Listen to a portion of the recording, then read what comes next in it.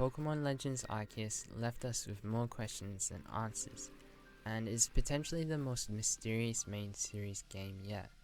And unlike Scarlet and Violet, there's no foreseeable resolutions to these mysteries, unless the Teal Mask DLC is related to Legends Arceus, which is a potential we talked about last video. But today I wanted to just focus on the many mysteries that remain in Hisui, and see if we can uncover what really happened all those years ago.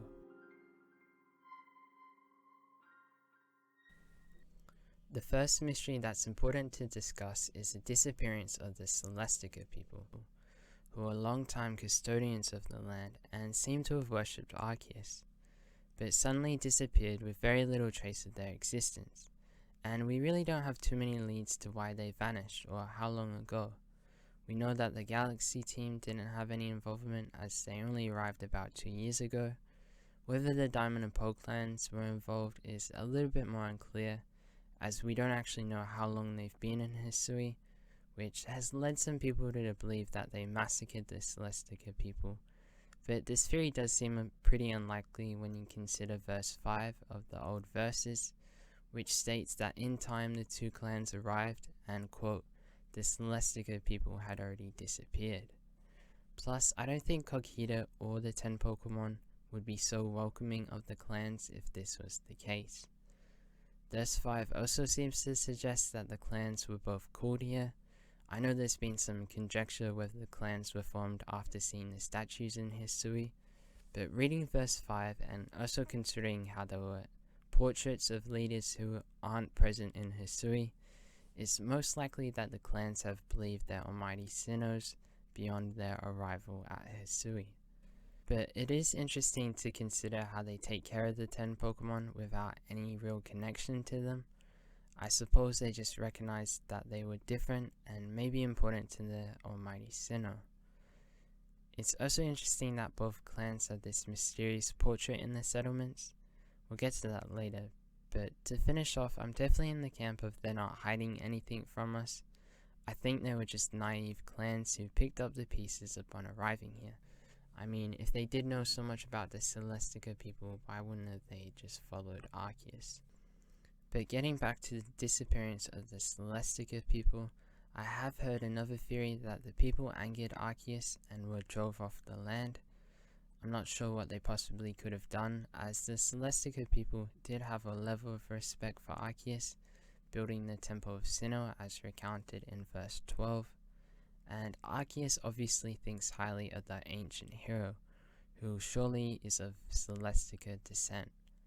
I do have one theory though. If anyone remembers the Draw of Life movie, there was Deimos who betrayed Arceus, so there could be a similar situation where the people built the statue of Giratina, as they did for Dialga and Palkia in the Sacred Plaza, and started worshipping it and calling upon it instead of Arceus, which led Arceus to drive out the peoples.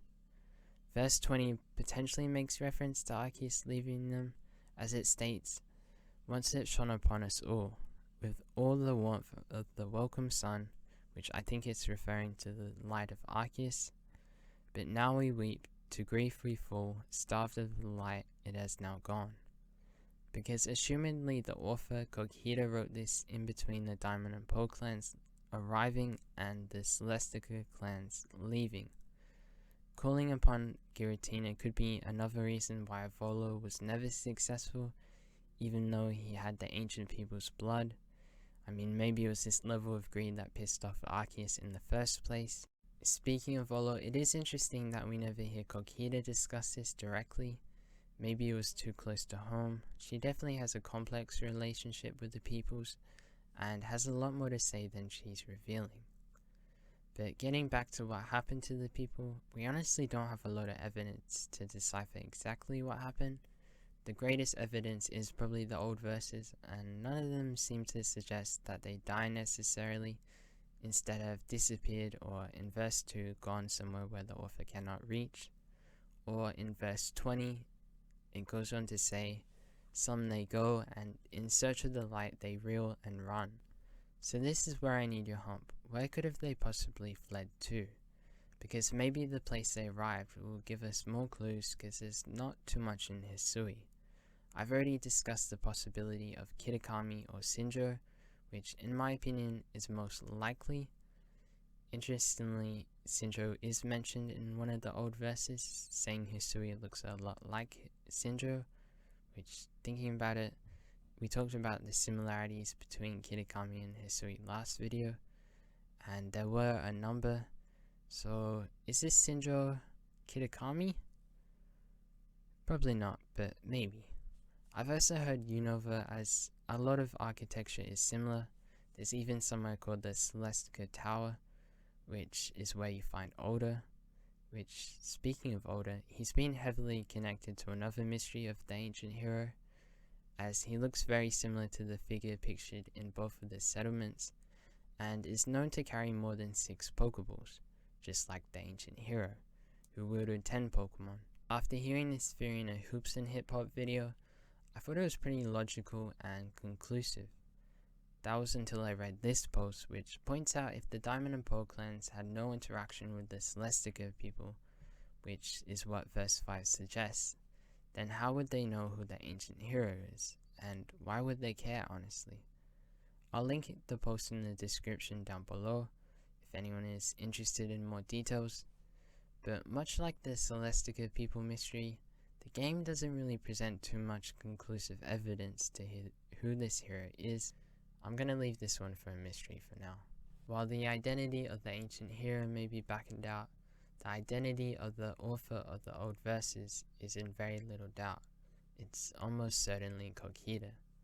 Like the previous 2 mysteries, there's a few misconceptions about this one. First being the idea that there can be multiple authors, and secondly the idea that Beni had to have wrote verse 13, which was all about potato mochi.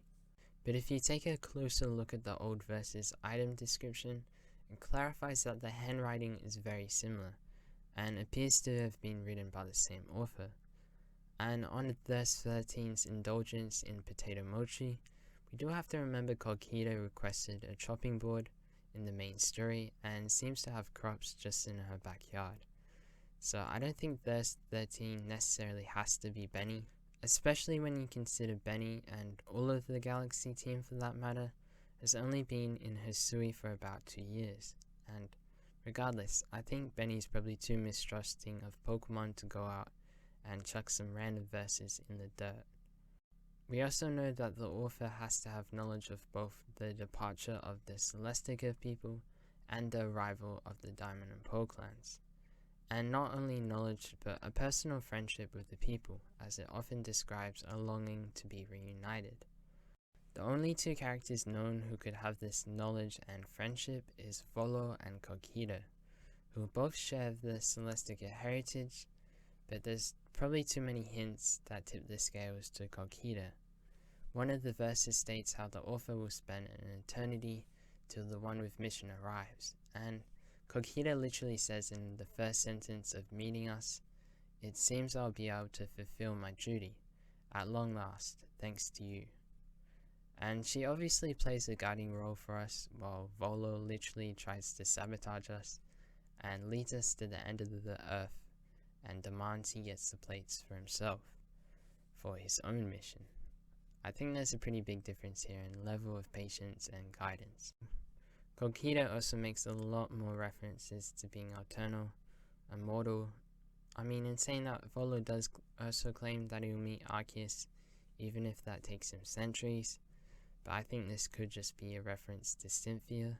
There is also a verse that mentions the author asking a Pokemon of spring, which is of course Enamorous, and we only see Enamorous with Kokida. She is also the only character to recite one of the verses. So yeah, I think it's pretty overwhelmingly Kokida, and I think she's been living for a very long time. I'm not sure if it's going to be an AZ situation, living forever. Anyway, we don't really need to dwell on what happens next. I'm very glad to still get to listen to the ancient retreat music. We do need to dwell on what happens next to Volo though, because the game doesn't make it clear at all what his next step was. He's nowhere to be found in Hisui, unless he's just hiding in Giratin's cave. Maybe he went to the distortion world actually. Imagine that, Cyrus and Volo just see each other upside down. But he does say his journey is over when he lost to us, but he also says he'll solve every riddle with Hisui's Pokemon, and like I said, one day meet Arceus. Although, as discussed, that could just be a reference to Cynthia, who obviously studied and conquered Sinnoh by becoming a champion. I have seen a ton of titles saying Volo is a time traveler. I don't really know what the basis of those theories are, or when they suggest he time traveled. He does seem a bit out of place being the only other character with Celestica heritage. We do know he wanted to restart the world for whatever reason. The mystery of what happens next for Volo predictably remains a mystery, unless he's in the reverse world.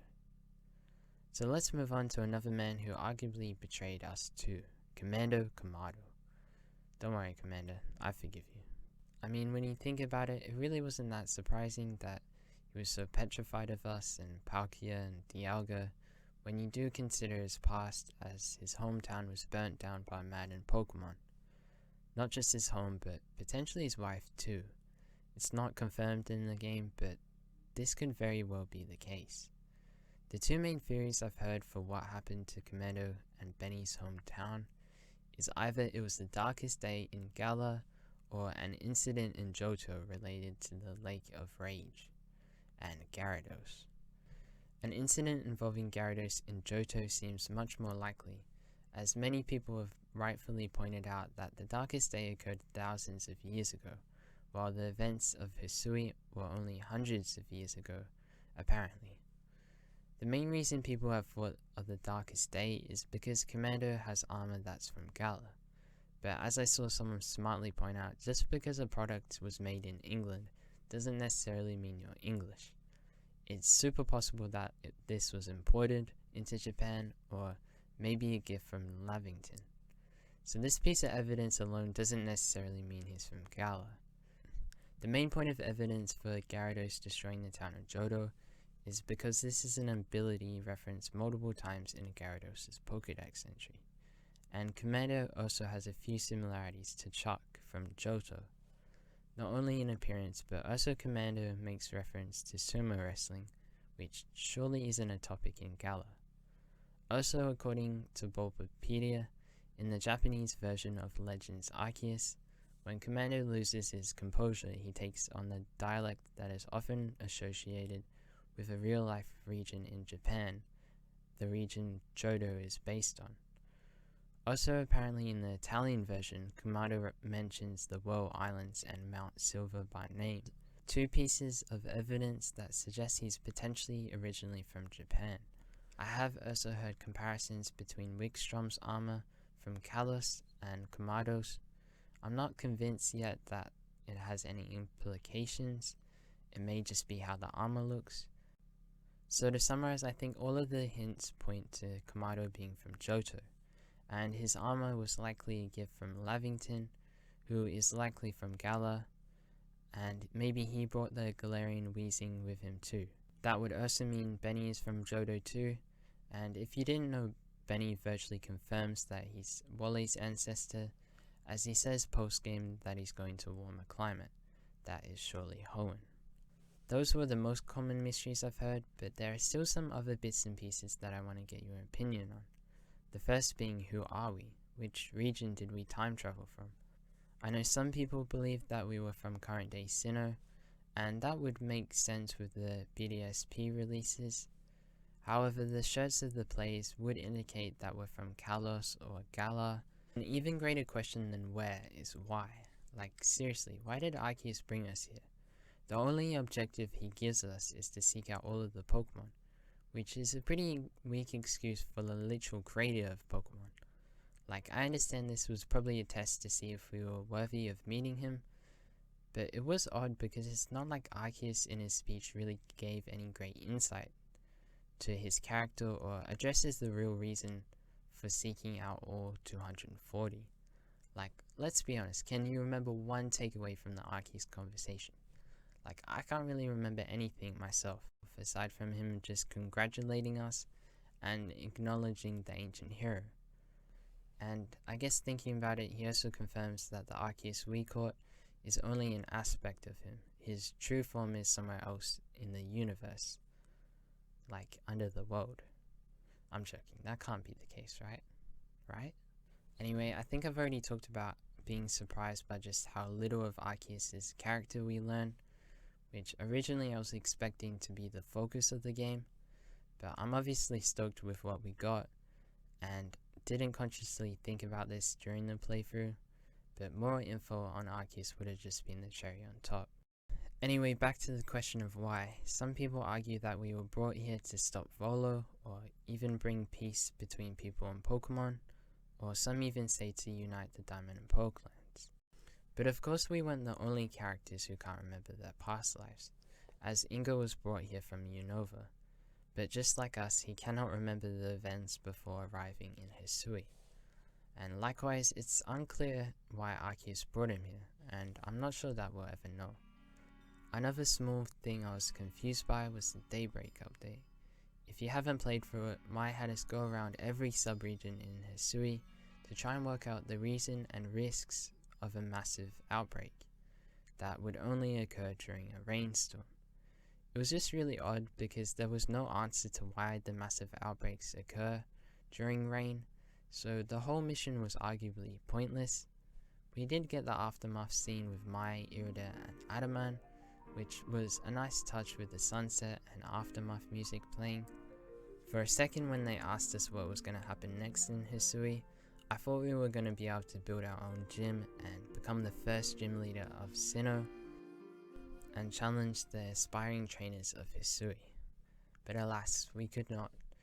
It was such a good opportunity for it though, and I think it would have been so hype. Like, I know it's pretty lofty, but that's like the #1 YouTube video. Just what would you do if you were a gym leader in Pokemon? And to build that would be pretty awesome. Okay, this next one is an actual mystery though, but I'm not sure if everyone will know what I'm referring to. Sanqua, the person who makes us get rid of all of the Bidoofs, makes a reference to a painting, but I cannot for the life of me find this painting, so does anyone know what she's talking about? Is that a reference to Karen in the Diamond and Pearl games? I'm not too sure, so if you have an idea, let me know down below. The last thing I wanted to get your thoughts on is some of the old verses that left me pretty confused. Verse 9, I don't really know what it's talking about. Apparently it has a reference to the Sinnoh folk tales, which I don't really know anything about, to be honest. But I guess it's for catching fish Pokemon. I think verse 10 is referencing Arceus. I don't actually know what the great unknowable would be aside from Arceus. Maybe Giratina. Okay, I think we're done. Those were all of the mysteries that remain in Hisui, I think. Let me know if I did miss any, and more importantly, let me know what you think of the answers are to each of these mysteries, or if you disagree with any of my answers. To recap what I think the answers are, I think the Celestica people were not massacred at all. They instead left the land after disobeying Arceus, potentially preferring Giratina, and then they smashed the statue in fear, and sailed away desperately, arriving at an unknown location, potentially Nova, potentially Sinjo, or maybe even Kitakami. And I guess Kokita, being more noble and wise, hid out and was protected by Arceus and wrote all of the old verses. The ancient hero, I've got no idea, and I think the older theory could be true, but I'm just a little bit hesitant to anoint him of that, because I don't actually know why the Diamond and Pearl clans would even know who he is and have his portrait. I mean, it could all be explained by Kokita, but in the game it feels like the leaders of the Diamond and Pearl clans and Kokita felt like that was their first conversation, but I could be wrong, of course. Because I can't really think of who else this possibly could be. We know he's got the green jacket, which is a symbol for Celestica, and I also didn't mention the Archie and Maxie thing, which is pretty bizarre, and I think these could just be ancestors. The similarities are very close, but I don't want to just assume the time travel thing every single time, and I think this could just be ancestors and just kind of backstory to Archie and Maxie being arch nemesis, and maybe that story continued through the family. Like, I think it's very possible that the Diamond and Pearl clan started in like Horn, for example, because like I said earlier, I think the clans were both called here, and maybe these were the like 2 head leaders who just kind of hung back in Hoenn, and once word got back to them about the Diamond and Pearl clans both being wrong, they just invest in the Hoenn legends and side with opposite ideals. That would be my theory at least. And on Volo, I don't think he's a time traveler. Assumingly Arceus is only able to do that unless Sada just arrives and works with Volo. That would be pretty twisted, but I think Volo just doesn't really do anything after we last see him. This is just guessing, by the way, but when he says I'll meet Arceus again, I think he's just referring to Cynthia, who is obviously fascinated by the lore too. And Kamado, I think he is from Johto, and Gyarados destroyed his hometown. I think the armor could very well just be a gift or an imported product. Regardless, it was still a very cool feature. And I'm not even going to address the other little bits and pieces. They were barely mysteries, to be honest, and impossible to really make a theory about. But anyway, thank you for watching. I hope you enjoyed at least a little bit. And yeah, get to work, young theorists. I'll be waiting.